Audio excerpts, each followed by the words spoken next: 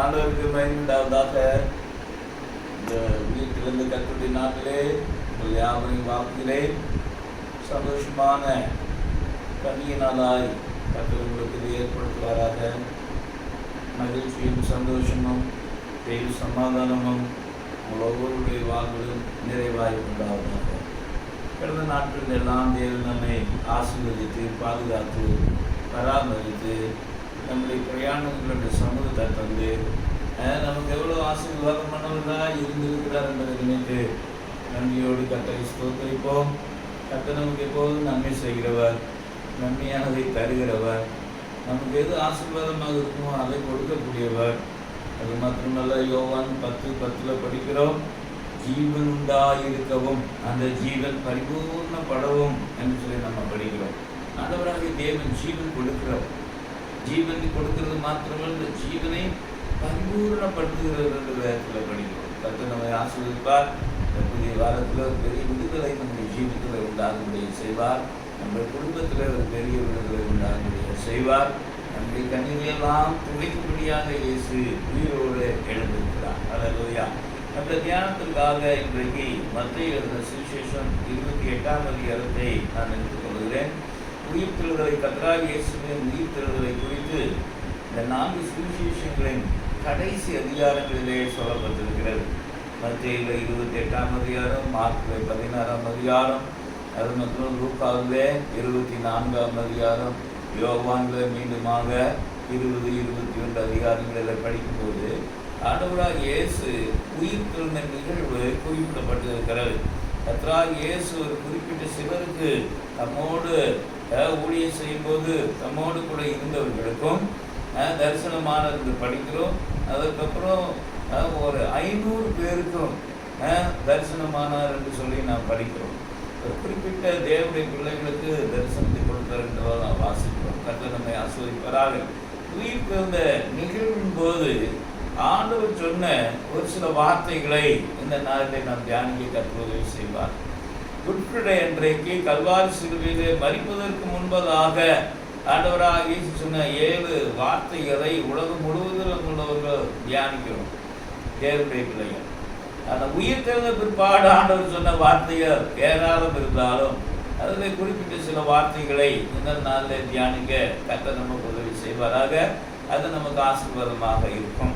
மத்தேயு சுவிசேஷம் 28ஆம் அதிகாரத்திலே ஆண்டவராக இயேசு உயிர்த்தெழுந்த இந்த நிகழ்ச்சியை சுருக்கமாக சொல்லப்பட்டிருக்கிறது.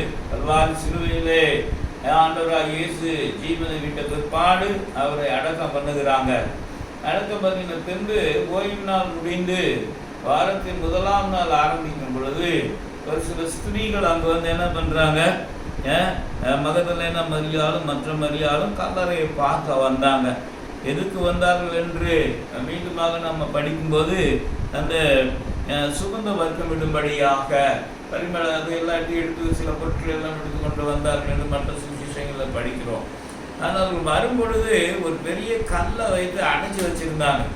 ஏன்னு கேட்டால் அடக்கம் பண்ணும்போது அங்கே போய் அங்கே சொல்லுவாங்க, ஐயா அவர் மரித்து 3ஆம் நாளில் உயிரோடு எழுந்துவிட்டேன்னு சொன்னாங்க. அப்படி சீச்சர்களை திருட்டளவாக எடுத்துகிட்டு போயிடாதபடி நீங்கள் என்ன பண்ணுங்க, கல்லறை நீங்கள் ரொம்ப பத்திரப்படுத்தணும்னு சொல்லும்போது ஒரு பெரிய கல்லை புரட்டி வைத்து நல்லா சீல் வச்சிருவாங்க போல. கர்த்தருக்கு ஸ்தோத்திரம் உண்டாவதாக. அந்த கல்லெல்லாம் எடுத்தால் தான் என்ன பண்ண முடியும், போய் இயேசுடைய சரீரத்துக்கு சுகந்த வைக்க முடியும், விட முடியும். ஆகவே இந்த காலையிலே உயிர்த்தெழுந்த அந்த கர்த்தருடைய நாளிலே வாரத்தின் 1ஆம் நாளிலே தேவனுடைய பிள்ளைகள் மகதலேனா மரியாளும் மற்ற மரியாளும் வரும் பொழுது அவங்க நல்ல கல்லை புரட்ட முடியாது. கல்லறைகிட்ட வந்தோடனே ஏற்கனவே கல் புரட்டப்பட்டிருக்கிறதை நாம் படிக்கலாம். அது மாத்திரமல்ல, இங்கிருந்து மற்ற சுவிசேஷத்தில் இங்கே அவங்க பார்க்க வந்த அந்த சமயத்தில் அப்பொழுது பூமி மிகவும் அதிரும்படி கர்த்தருடைய தூதன் வானத்தில் இறங்கி வந்து வாசலில் இருந்த கல்லை புரட்டி தள்ளி அது மேல் உட்கார்ந்தான் என்று படிக்கிறோம். தேவனுக்கு மகிமை உண்டாவதாக. அருமையான கர்த்தருடைய பிள்ளைகளே, இங்கே லிட்டரலாக இயற்கையாக அப்படி உயிரோட்டமாக பார்க்கிறோம். கல்லறை பார்க்க வந்த உடனே அந்த சமயத்தில் வானத்திலிருந்து தூதன் இறங்கி வந்ததாக நாம் அங்கே படிக்கிறோம். வானத்தில் இருந்து இறங்கி வந்த தூதன் கல்லறையிலே கல்லறையை அடைக்க வைத்த அந்த கல்லை புரட்டி தள்ளி அந்த கல்லின் மேல உட்கார்ந்தான் என்று படிக்கிறோம். தேவனுக்கு மகிமை உண்டாவதாக. நம்முடைய ஜீவியத்தில் இந்த கற்களை குறித்து வேதத்தில் ஏராளமான காரியங்கள் சொல்லப்பட்டு இருக்கிறது. இந்த கல் என்பது ஒரு பெரிய தடையாக, யாரும் விரும்பாததாக இருக்கிறது. கர்த்தருக்கு ஸ்தோத்திரம். இது புரட்டப்பட்ட கல்லாக இருக்கிறது. பைபிள்ல படிக்கிறோம், தானியேல் புஸ்தகத்திலே கையால் பெயர்க்கப்படாத ஒரு கல் என்று சொல்லி நாம் படிக்கிறோம். மீண்டும் பழைய ஏற்பாட்டில் இன்னும் கொஞ்சம் பின்னாடி போய் படித்தீங்கன்னா கல் மலையை தேவன் எகிப்திலே அனுப்பினார் என்று படிக்கிறோம். சாம்பேல் ஜெர்மனின் போது ஒரு பெரிய கல் மழை பெய்ததாக நம்ம படிக்கிறோம்.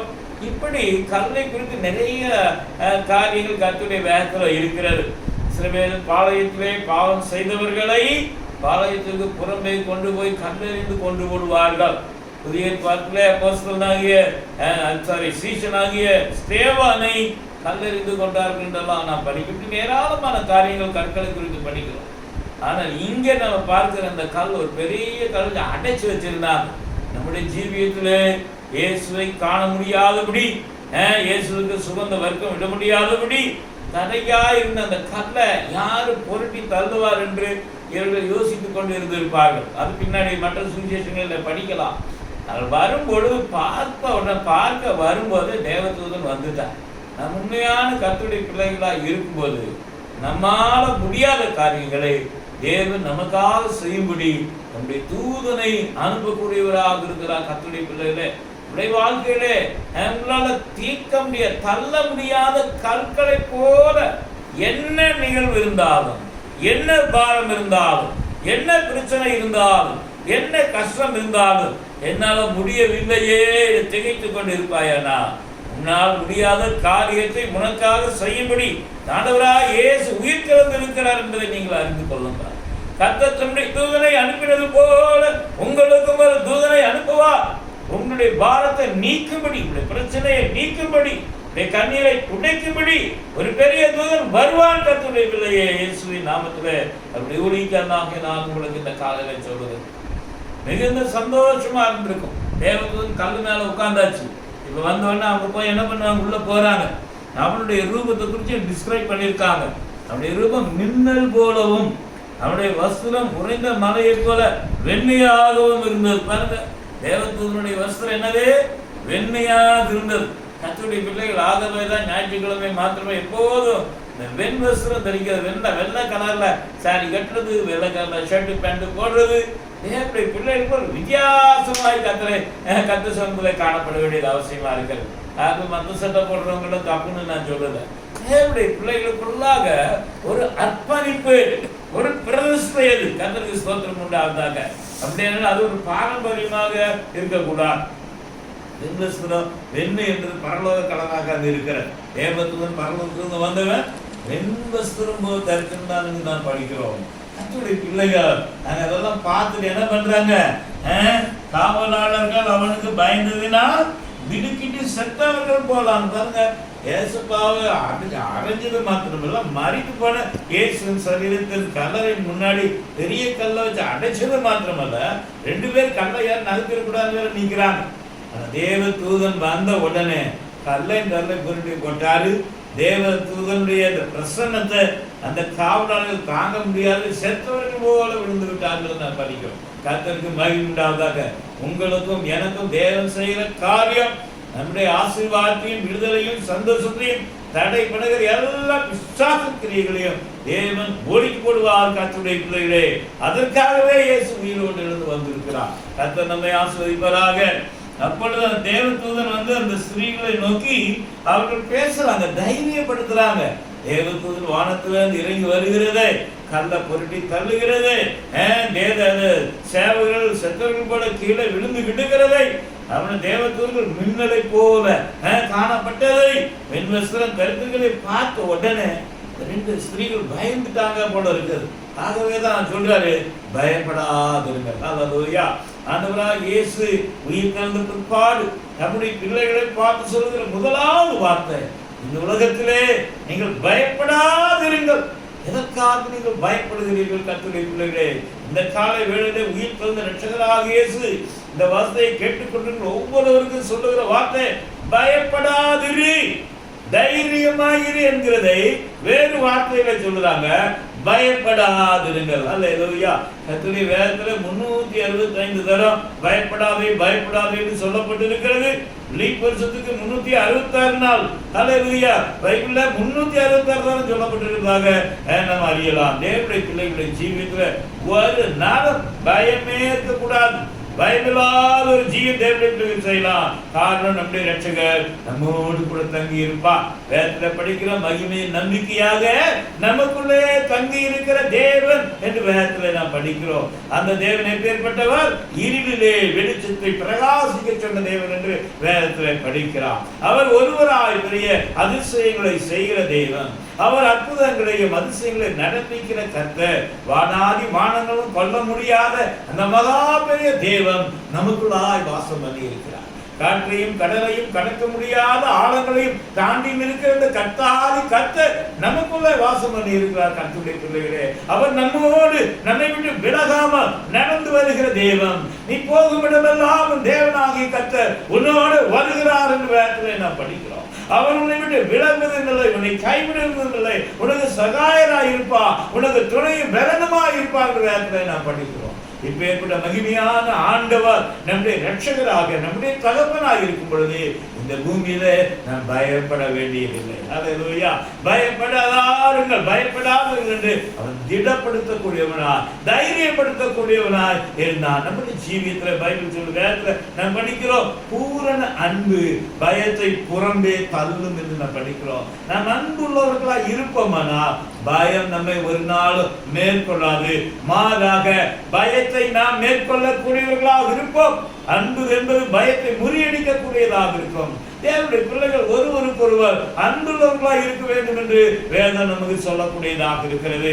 அன்பு எல்லாவற்றையும் தாங்கும், அன்பு எல்லாவற்றையும் சகிக்கும், அன்பு ஒரு நாளும் தீங்கு செய்யாது, அன்பு ஒரு நாளும் தற்புகளை நாடாது. எத்தனையோ காரியங்கள் ஒண்ணுக்கு வந்து 13 நம்ம படிக்கிறோம். ஆண்டவராக சொல்கிறார், ஒருவனிடத்தில் அன்பு கூறுவானால் அவன் என் கட்டளைகளை கை கொள்வான். ஒருவனிடத்தில் அன்பு என்று தேவ அன்பு இருக்குமானால் என்னுடைய வார்த்தையை கேட்கிறது மாத்திரமல்ல அதன்படியாக அவன் செய்வான். தேவனுடைய வார்த்தையை கேட்டு அதன்படியாக செய்யும் பொழுது நாம் சீஷர்கள் என்று எல்லாரும் அறிந்து கொள்வார்கள் என்று வேதத்திலே நாம் படிக்கிறோம். உயிர்த்தெழுந்த இரட்சகராகிய இயேசு பேதுரு பின்வாங்கி போய் மீன் பிடிக்க போன போது ஒன்றும் கிடையாத பட்சத்துல அவனுக்கு அற்புதத்தை செய்து கடைசியில அவன் நல்ல சாப்பாடெல்லாம் கொடுத்து, அதுக்காக தானே போனேன், என்னை விட்டுட்டு நல்ல சாப்பிட்ட பின்னாடி அவனிடத்துல கேட்கிறான், எதிரே யோனாவின் குமாரனாகிய சீமோனே என்னிடத்தில் அன்பா இருக்கிறாய். அல்லேலூயா.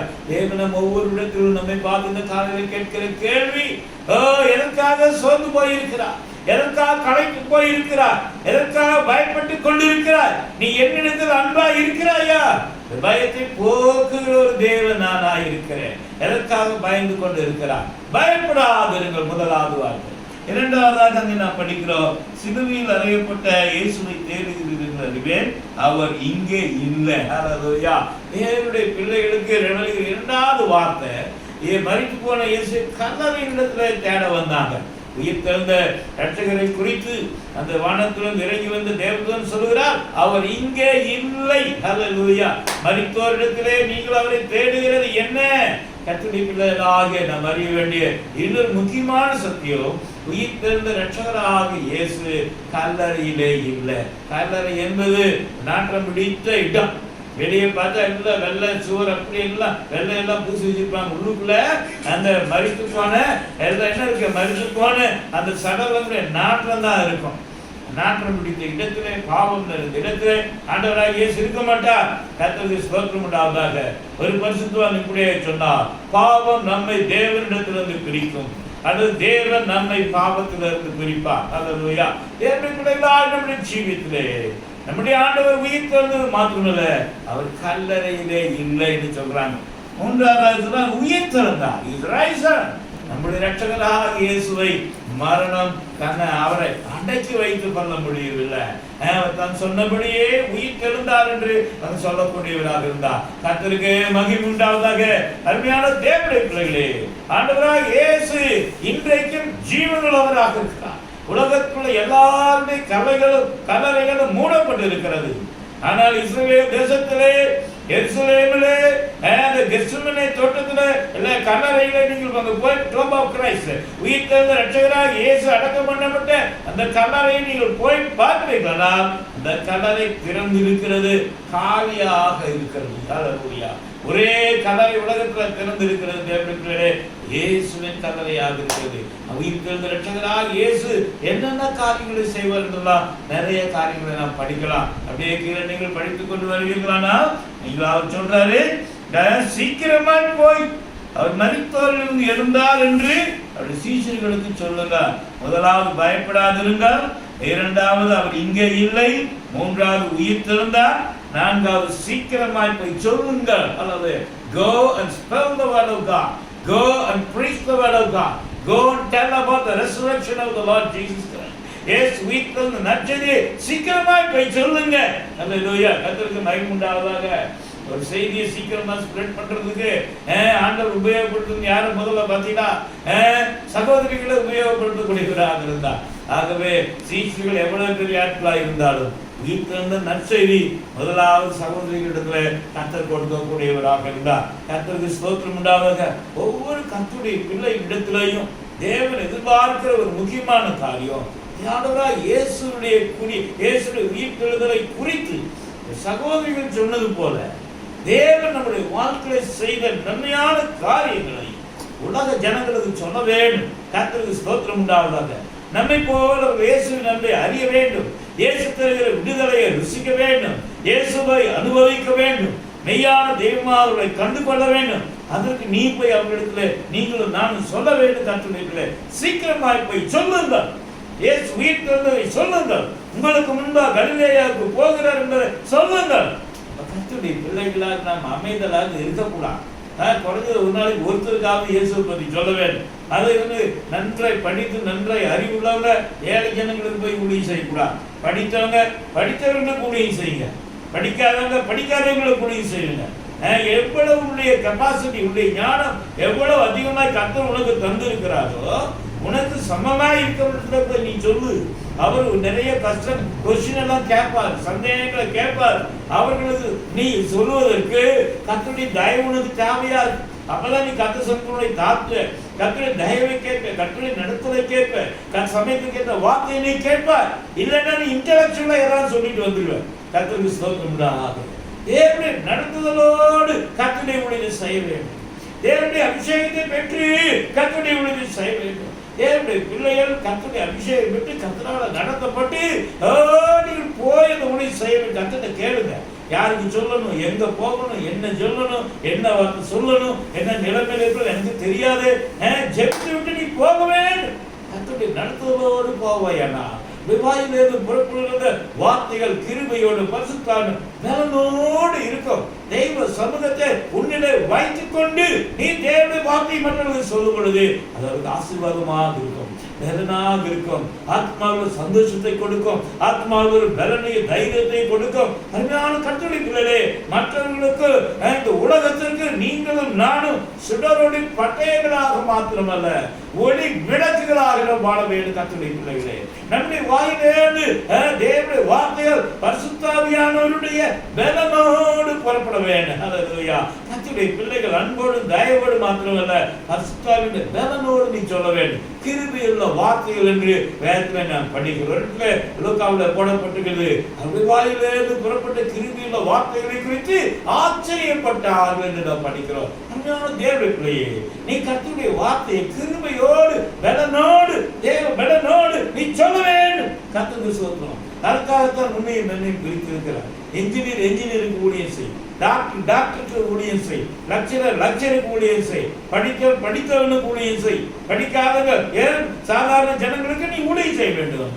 ஆனால் குறிப்பாக உன்னுடைய போக்கஸ் வந்து உன்னை போல இன்டலெக்சுவல்ஸ், உன்னை போல ப்ரொபோசனல் நீ படித்திருப்பாயினா உனக்கு ஏற்று உனக்கு ஈக்குவலா இருக்கிறது நீ பிரசங்கம் பண்ண வேண்டும். கர்த்தருடைய வார்த்தை சொல்ல வேண்டும். உன்னுடைய பலனோடு நீ போகும்போது உனக்கு ஈக்குவலாக ஞானம் உள்ளவன் பல சந்தேகங்களை கேட்பான்.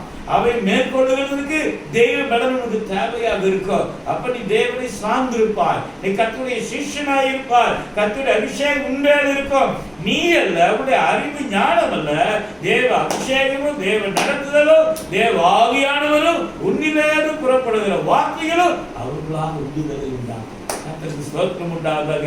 இன்றைக்கு கர்த்தருடைய வசனத்தை சொல்கிறதுக்கு ஒரு பெரிய தைரியம் அநேகருக்கு இல்லாது இருக்கிறது.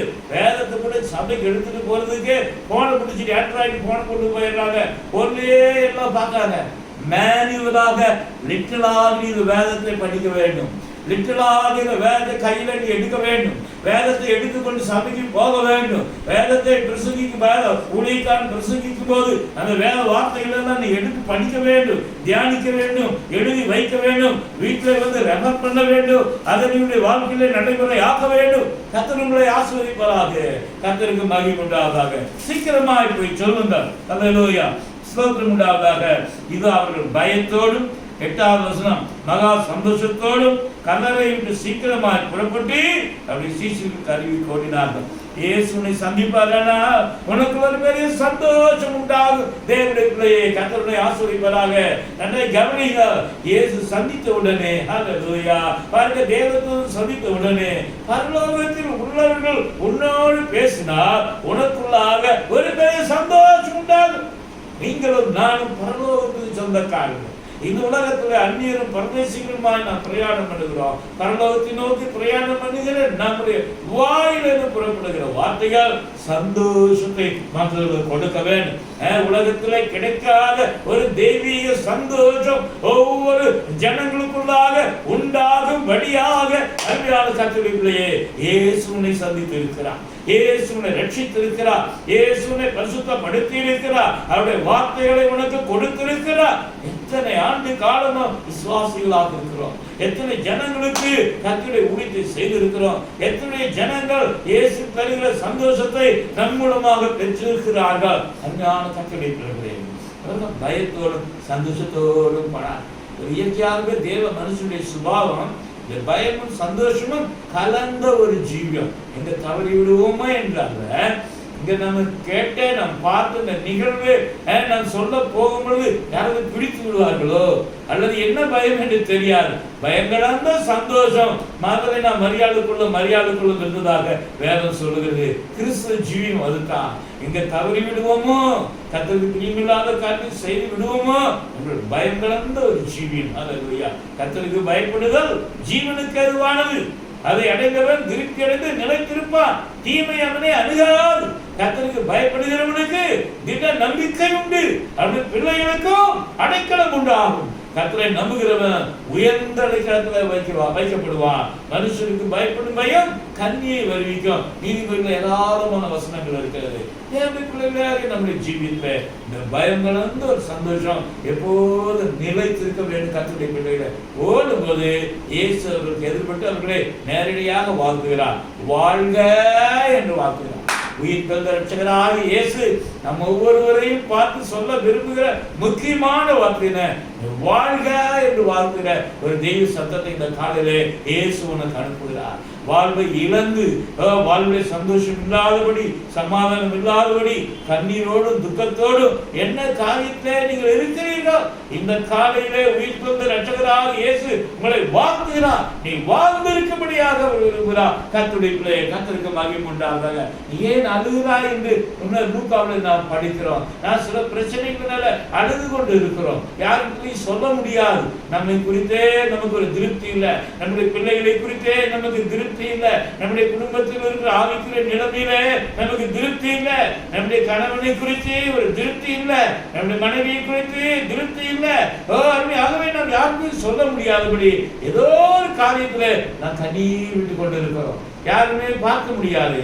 இந்த காலையில உயிர் தந்த ரட்சகராக இயேசு மரியாதை பார்த்து கேட்கிறவர் உன்னை பார்த்து என்னை பார்த்து கேட்கிறார். ஏன் அழுகிறார்? அல்லேலூயா. உயிர் தந்த ரட்சகராக இயேசு கேட்கிற முக்கியமான கேள்வி, ஏன் அழுகிறார்? கண்ணீரை துடைக்கும்படியாகவே நான் உயிரோடு எழுந்திருக்கிறேன். எதற்காக அழுது கொண்டு இருக்கிறார்?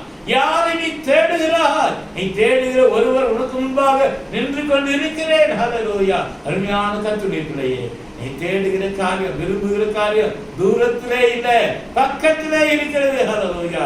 இயேசு அருகிலே வந்து அவருடைய கண்ணீரை துடைக்கிறார். ரபூனி என்று சொல்வார். இயேசுவை பணிந்து கொள்கிறதை நாம் படிக்கிறோம். நம்மை வாழ்த்துகிறவர் இயேசு இன்றைக்கு உயிர் தெழுந்திருக்கிறார். நம்மை வாழ வைக்கிற இயேசு, நம்முடைய கண்ணீரை துடைக்கிற இயேசு, கவலைகளை போக்குகிற ஒரு ஆண்டவர் உயிரோடு இருந்திருக்கிறார். தேவனுடைய பிள்ளைகளே, எதற்காக நீ கவலைப்பட்டுக் கொண்டு இருக்கிறார்? எதற்காக கண்ணீர் விட்டுக் கொண்டு இருக்கிறார்? எதற்காக அழுது கொண்டு இருக்கிறார்? எதற்காக பயப்பட்டு கொண்டு இருக்கிறார்? உடைய காரியம் என்ன? உன் தேவை என்ன? எல்லாவற்றையும் தந்து உன்னை ஆசீர்வதித்து மகிழ்ச்சியாக வாழ்க்கை மாற்றும்படியாக கர்த்தராகிய இயேசு உயிரோடு வந்திருக்கிறார். வாழ முடியாததுக்கு காரணம் என்ன? தன் பாவங்களை மறைக்கிறவன் வாழ்வடைய மாட்டான்.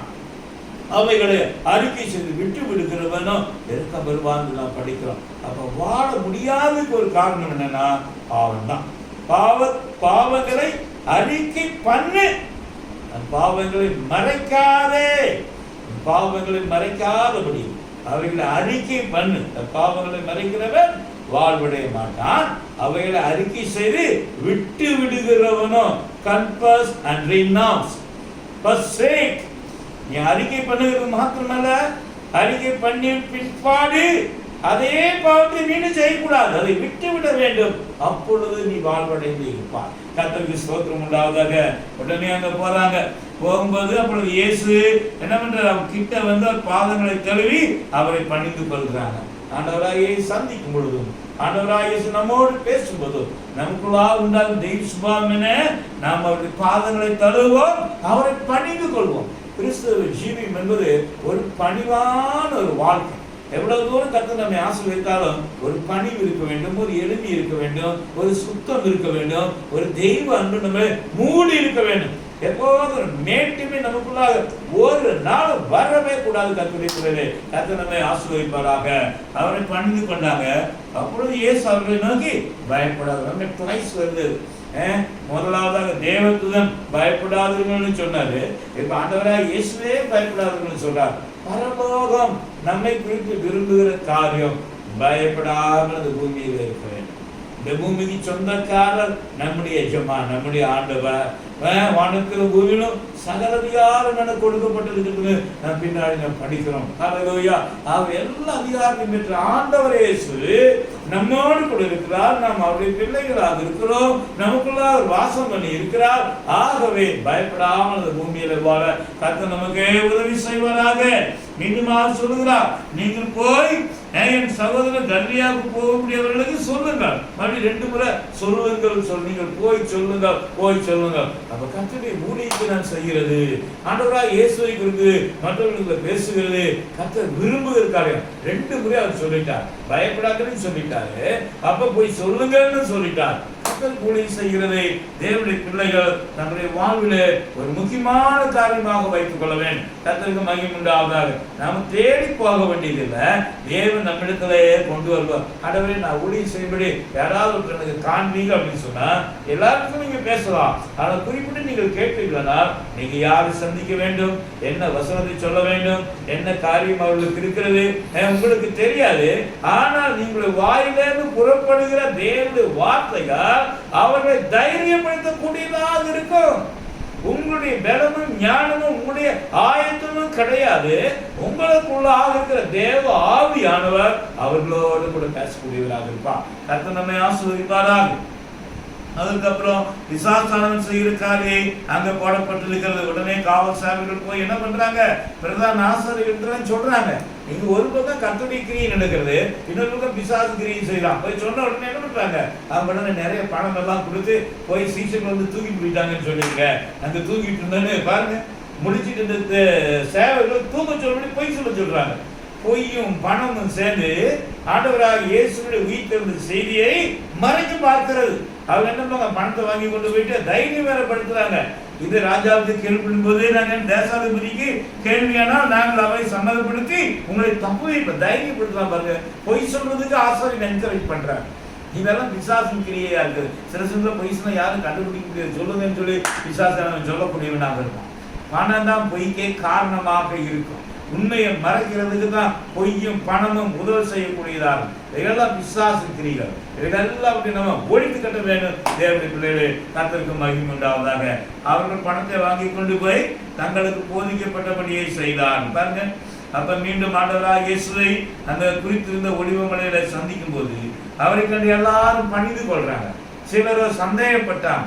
அப்பொழுது சமீபத்தில் வந்து அவர்கள் நோக்கி, வானத்திலும் பூமியிலும் சகல அதிகாரங்களும் எனக்கு கொடுக்கப்பட்டிருக்கிறது. ஆண்டவருக்கு எல்லா அதிகாரத்தையும் பிதாவாகி தேவன் கொடுத்து விட்டான். இயேசுவின் பிள்ளையாய் இருப்பாயோ அந்த அதிகாரத்தை நீயே எடுத்து உபயோகப்படுத்தலாம். இயேசுவின் பிள்ளைகள் தான் கர்த்தருடைய அதிகாரத்தை உபயோகப்படுத்தவே முடியுமே ஒழிய தேவனுடைய பிள்ளைகள் அல்லாதவர்கள் உபயோகப்படுத்த முடியாது.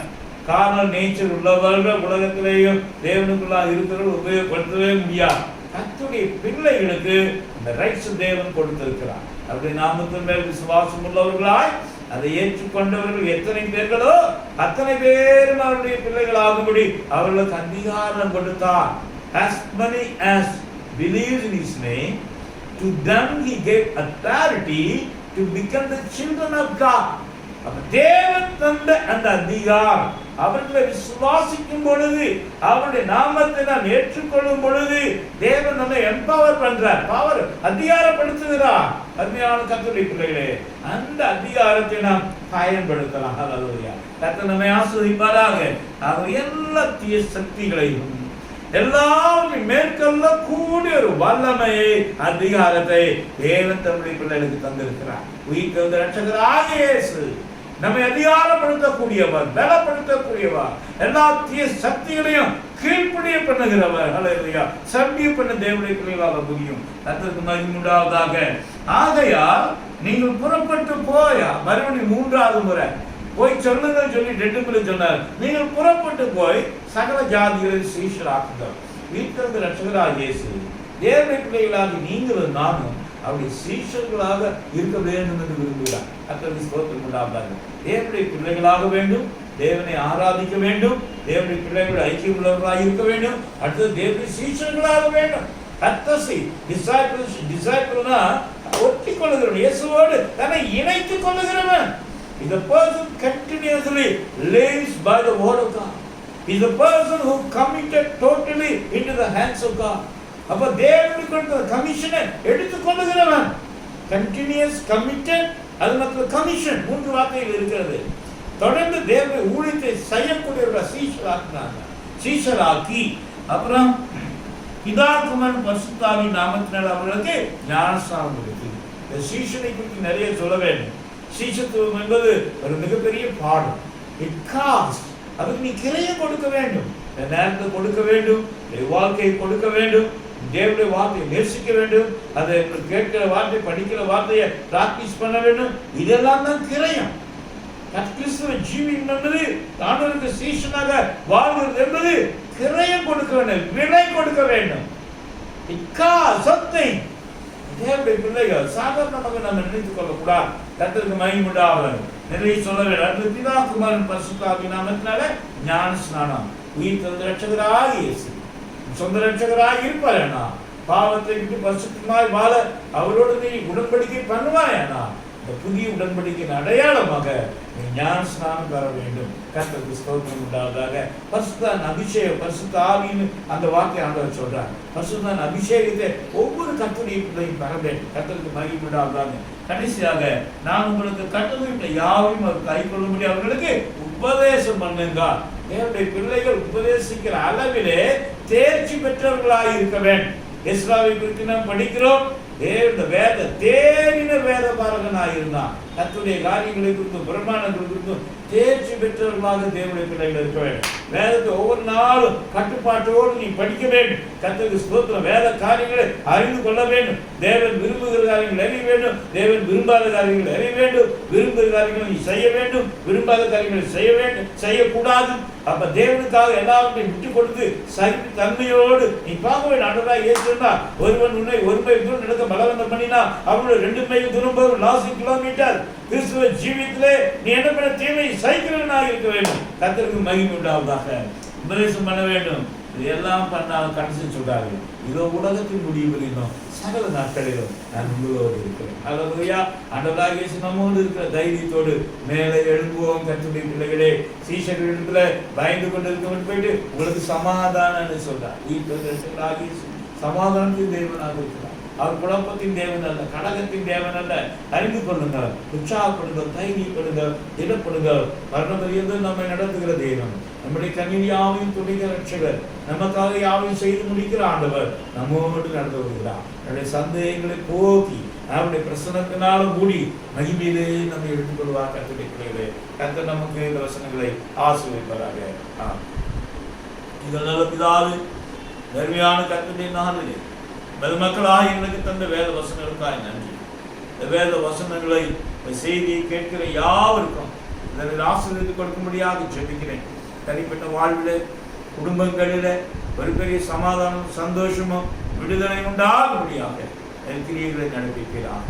தொடர்ந்து புதிய வாரத்தில் எல்லா காரியங்களிலும் ஒரு பெரிய விடுதலையும் வெற்றியும் தேவனுடைய மக்களுக்கு தருவீராக கர்த்தாவே. தொடர்ந்து மக்களாக எங்களுக்கு வந்து கிருபைக்காய் நாங்கள் நமக்கு நன்றி செலுத்துகிறோம். தெய்வ சமாதானமும் கிருபையும் நிறைந்த ஒவ்வொருடைய வாழ்வு குடும்பத்திலும் காணப்படுகிறார். இயேசு கிறிஸ்துவின் நாமத்தில் ஜெபிக்கிறோம் நல்ல பிதாவே. ஆமென், ஆமென். என் ஆத்துமாவே கர்த்தரை ஸ்தோத்திரி, என் முழு உள்ளமே பரிசுத்த நாமத்தை ஸ்தோத்திரி. என் ஆத்துமாவே கர்த்தரை ஸ்தோத்திரி, அவர் செய்த சகல உபகாரங்களையும் மறவாதே. ஆமென். நம்முடைய கர்த்தராகிய இயேசு கிறிஸ்துவின் கிருபை, பிதாவாகிய தேவனுடைய அன்பும், பரிசுத்த ஆவியானவருடைய அந்யோன்ய ஐக்கியமும் சிநேகமும் ஆறுதலும் நம் அனைவரோடு கர்த்தர் வரும்பளவும் இருப்பதாக. ஆமென், ஆமென், ஆமென்.